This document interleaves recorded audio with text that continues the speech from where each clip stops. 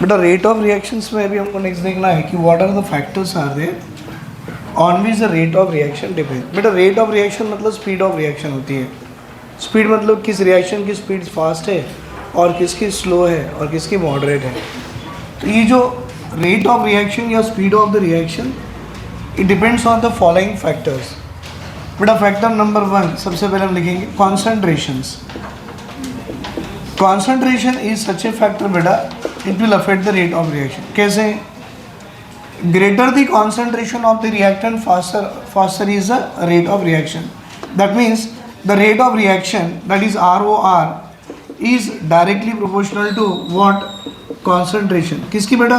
Concentration of the reactant. अगर reactant की concentration ज़्यादा हो तो रेट ऑफ रिएक्शन भी ज़्यादा होगा।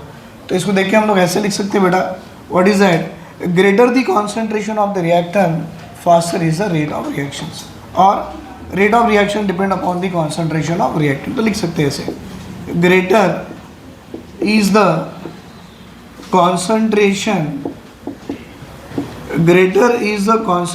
Of the reactant faster is the rate of reaction. तो concentration is the one of the factor which can affect the rate of reaction. बेटा दूसरा होता है the another factor which will affect the rate of reaction is the temperature. अब ये chapter में आप इसको ये पढ़ने वाले अलग से बेटा, जहाँ पे ये बताया गया for every 10 degree rise in temperature, अगर आप 10 डिग्री टेम्परेचर बढ़ाओगे तो रेट ऑफ रिएक्शन डबल भी होती है, ट्रिपल भी होती है।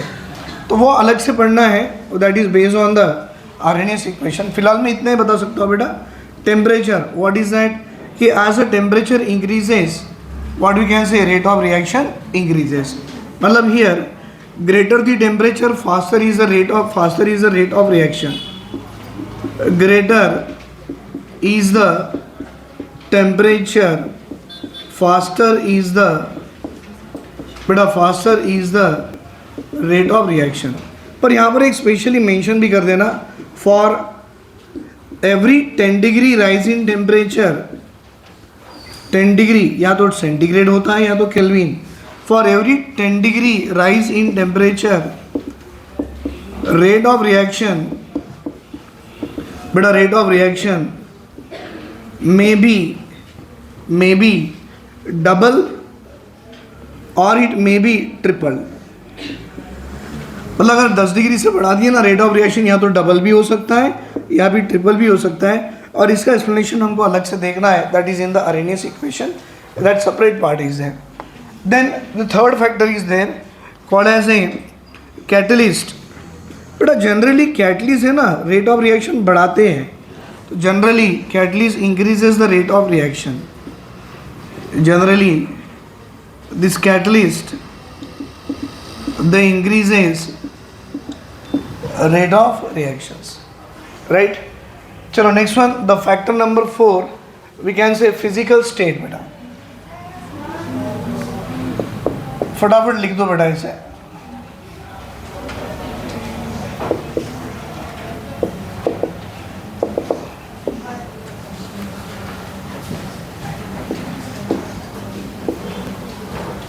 फटाफट लिख दो बेटा। Next one factor number 4 physical state of the reactant. Physical state of reactant मतलब आपके पास जो रिएक्टेंट्स होते हैं ना उनका फिजिकल स्टेट क्या है? हो सकता है वो सॉलिड हो सकता है लिक्विड हो या तो गैस भी हो सकता है, right? So now factor number 4 physical state of the reactant. बेटा ये जो रिएक्टेंट की फिजिकल स्टेट है ना क्या क्या हो सकती है? या तो सॉलिड या तो लिक्विड या तो गैस। हम बोलेंगे बेटा जिस रिएक्टेंट की फिजिकल स्टेट गैस में है उसकी रेट ऑफ रिएक्शन ज़्यादा है than the liquid than the solid. तो अगर ये फिजिकल स्टेट के हिसाब से आप देखते हो रेट ऑफ रिएक्शन तो ऐसा देखा गया बेटा gaseous reactant will have more rate of reaction than the liquid reactants and liquid reactants will have a more rate of reaction than the solid reactants। so ये होगी that is a order of rate of reaction। so हम generally क्या लिखेंगे बेटा? generally reaction involving reaction involving gaseous reactant are faster, मतलब इनकी rate of reaction fast होती है. Reactions are faster. कौन से? ऐसे रिएक्शन जिसमें रिएक्टेंट कौन सी स्टेट में हो? गैसेस. तो reaction involving gases reactant are faster than reactant involving or than the reaction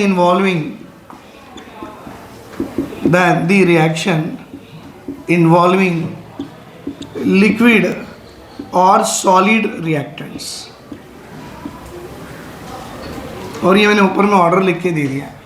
so this is one of the factor, it also affect the rate of reaction. बेटा factor number 5, surface area of reactant. बेटा आपने कभी ऐसा पढ़ा होगा इन the Haber's process. आप जानते हो habeas process is a process for the preparation of ammonia. Contact process is a process involving in the preparation of sulphuric acid. Oswald process is a process use for the preparation of nitric acid. ये सारे process में जो catalyst use करते हैं ना, वो catalyst example मैं बता रहा हूँ. हैबस प्रोसेस अमोनिया बनाने के लिए काम आता है. N2+3H2 gives rise to ammonia. और ये अमोनिया बनाते वक्त हम लोग कुछ कैटलिस्ट यूज़ करते हैं, वो है आयरन Fe. लेकिन आपने लास्ट पढ़ा होगा बेटा ली-चाटलर प्रिंसिपल में ऐसा बताते हैं कि iron should be in which form? Powdered form. क्यों?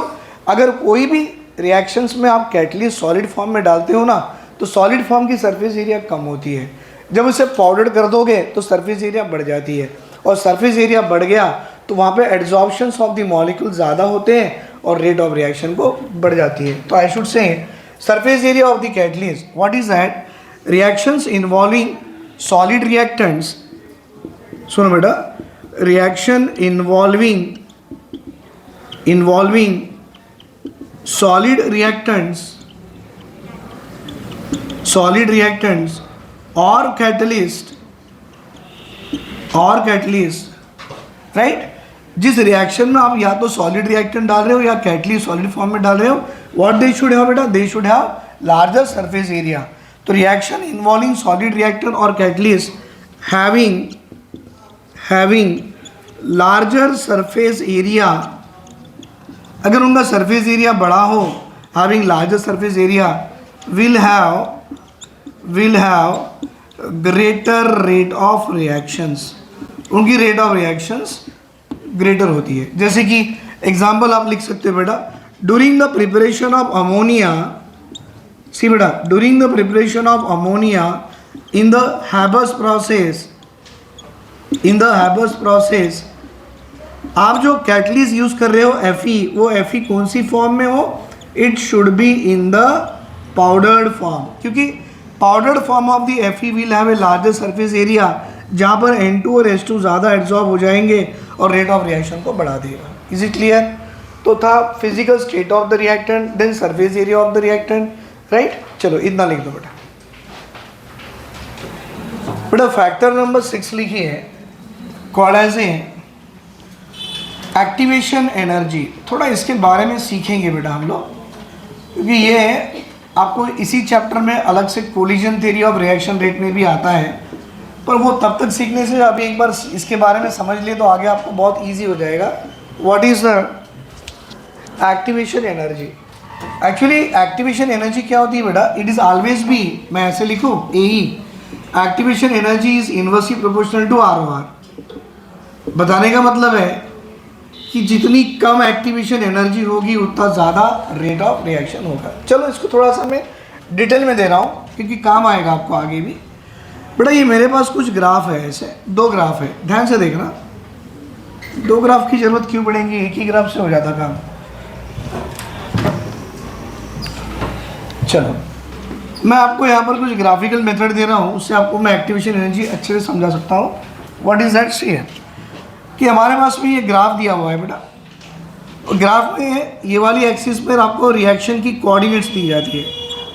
कोऑर्डिनेट मतलब रिएक्शन आगे कैसे बढ़ रहा, और इस वाली लाइन पे वाई एक्सिस पे उसकी एनर्जी दी जाती है जिसको हम लिखते हैं P, पोटेंशियल एनर्जी. और बेटा यहाँ पर है ना मेरा रिएक्टेंट है, ये रिएक्टेंट है. अब देखो कोई भी रिएक्शंस में रिएक्टेंट को प्रोडक्ट में कन्वर्ट करने के लिए एक पर्टिकुलर स्टेज पार करना पड़ता है। वो स्टेज क्या है मैं आपको सिखा दूंगा अभी। अब ये रिएक्टेंट है, हम लिखते हैं ना बेटा, ये R is a reactant converted into P is a product. लेकिन यहाँ से यहाँ रिएक्टेंट से प्रोडक्ट आने के लिए इसको कुछ है ना बैरियर पार करना पड़ता है बेटा। वो बैरियर ये वाली है और ये बैरियर का नाम है एनर्जी बैरियर। ये है एनर्जी की बैरियर बेटा। इस एनर्जी बैरियर में देखो रिएक्टेंट ऐसे गया, अभी भी रिएक्टेंट ही है, रिएक्टेंट है रिएक्टेंट है रिएक्टेंट है। अब जाके जैसी टच हुआ बन गया प्रोडक्ट, पुरानी बना थोड़ा सा, अब नीचे उतरा प्रोडक्ट बनना शुरू हुआ। प्रोडक्ट बनते बनते बनते बनते ये यहाँ पर आ गया और बेटा ये बन गया आपका प्रोडक्ट। मतलब रिएक्टेंट को प्रोडक्ट में कन्वर्ट होने के लिए एक पर्टिकुलर बैरियर को क्रॉस करना पड़ता है। कर लिया? क्या आपको यहाँ तक समझ में आया? तो बेटा ये जो प्रोसेस चली ना, ये प्रोसेस चली विदाउट कैटलिस्ट। मैंने अभी भी आपको कैटलिस्ट का एक बताया बेटा, presence of catalyst will always increase the rate of reaction. तो भाई ये यहाँ से यहाँ आने के लिए 10 मिनट लग गए, और जब ये लगा विदाउट कैटलिस्ट में, मैंने यहाँ से यहाँ तक ये एनर्जी काउंट किया, मैं इसको बोलूँ बेटा it is called as a activation energy.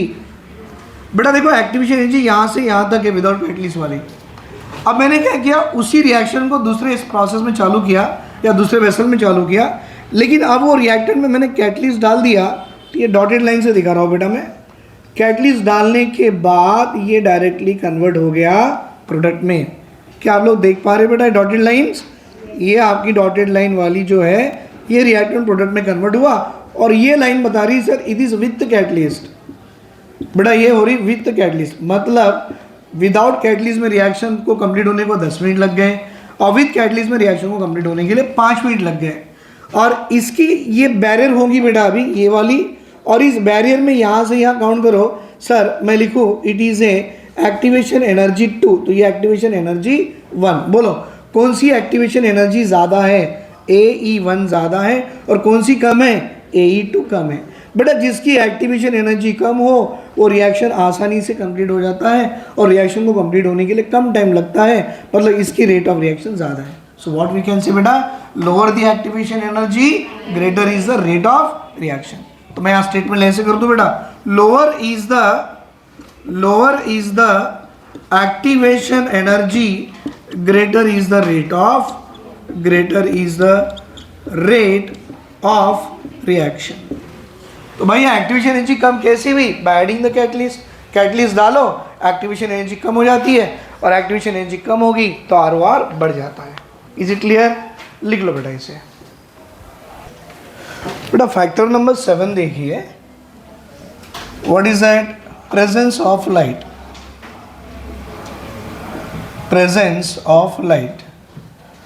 बेटा आप जानते हो कुछ रिएक्शंस है ना लाइट की प्रेजेंस में ही चलते हैं, और वैसे रिएक्शन को बोला जाता है फोटोकेमिकल रिएक्शंस। हम लिखेंगे photochemical reaction occurs in presence of light. मतलब लाइट की प्रेजेंस में अगर उस रिएक्शन को चलाओगे तो उनकी रेट ऑफ रिएक्शन ज़्यादा होगी, और उसी रिएक्शन को आप अंधेरे में कराओ तो रिएक्शन चलेगा ही नहीं। तो क्या होगा? Rate of reaction also depends upon the type of the reaction. अब ये रिएक्शन कैसी है? फोटोकेमिकल है, तो it must occur in presence of क्या? लाइट। जैसे कि बेटा आपको याद है ऑर्गेनिक केमिस्ट्री में पढ़े थे, chlorination of the methane can take place in presence of sunlight. HNO का मतलब क्या है भाई? सनलाइट। तब जाएगा मिथाइल क्लोराइड, बाकी HCl स्टेप वाइज बढ़ते जाएगा। बस हमको इतना ही बताना है कि ये रिएक्शन आपका फोटोकेमिकल का था, सो इसको लाइट की प्रेजेंस में चलाओ, इसकी रेट ऑफ रिएक्शन ज़्यादा होगी। और पॉइंट नंबर 8 भी डाल दो बेटा, नेचर ऑफ द रिएक्टेंट्स। हाँ बेटा, रिएक्टेंट्स की नेचर पे भी डिपेंड करता है कि आपका ROR कैसे होगा। जानते हो जो रिएक्शन आपका आयनिक रिएक्टेंट्स वाले होते हैं ना, तो ionic reactants will have a more ROR than the covalent reactant. ये ऑर्डर है रेट ऑफ रिएक्शंस का। ऐसे क्यों? बेटा आयनिक रिएक्टेंट में only exchange of ions takes place. इसमें सिर्फ क्या होगा मालूम? एक्सचेंज ऑफ आयंस होते हैं। और कोवैलेंट रिएक्टेंट में क्या होते हैं मालूम है? पहले रिएक्टेंट के बॉन्ड टूटेंगे, उसके नए बॉन्ड बनेंगे। तो यहाँ पर होता है breaking and making of bond. Breaking and making of bond. तो भाई बॉन्ड तोड़ने को और बनने को टाइम लगता है, एक्सचेंज में फटाफट हो जाता है। तो आयनिक रिएक्टेंट्स की रिएक्शंस की आरओआर ज़्यादा होती है than the reactant involving covalent molecules. तो ऐसे लिख दो बेटा, ionic reactant will have a greater ROR than the covalent reactant. So these all are the factors which can affect the rate of reactions। इसके बाद हम देखेंगे बेटा नेक्स्ट वन टॉपिक है, और वो टॉपिक का नाम है rate law. What is a rate law and what is a rate law expression, उसके बारे में सीखेंगे। अब यहाँ तक लिख लो।